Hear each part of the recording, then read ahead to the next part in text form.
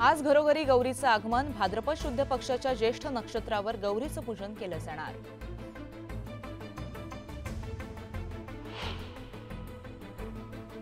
मुंबईत 30,000 गणेश मूर्तींचं कृत्रिम तलावामध्ये विसर्जन। गणेश मूर्ती विसर्जनावेळेस गणेश भक्तांकडून पर्यावरणाचं संवर्धन जपण्याचा प्रयत्न।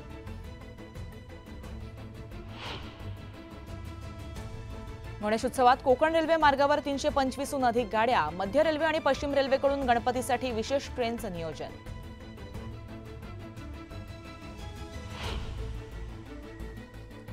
लाल परी ठरली कोकणाची राणी। 5 दिवसात तब्बल 2.5 लाख चाकरमान्यांचा एसटीनं कोकणात प्रवास।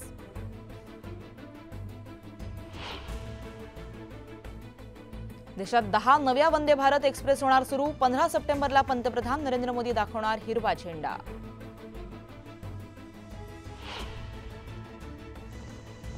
पश्चिम उपनगराची पाणी तुंबईतून लवकरच सुटका। मोगरा उदंचन केंद्रावरील स्थगिती न्यायालयानं उठवली।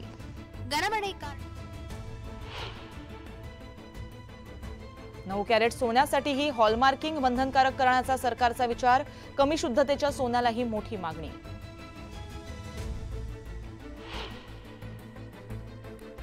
कोकण मध्य महाराष्ट्राला मुसळधार पावसाचा इशारा, तर विदर्भातील गडचिरोली चंद्रपुरात हवामान विभागाचा रेड अलर्ट।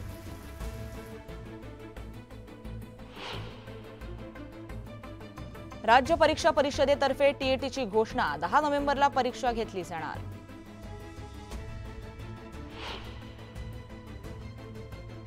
सोयाबीन उत्पादकांना दिलासा। केंद्र सरकार राज्यात 90 दिवसांसाठी हमीभावानं सोयाबीन खरेदी करणार।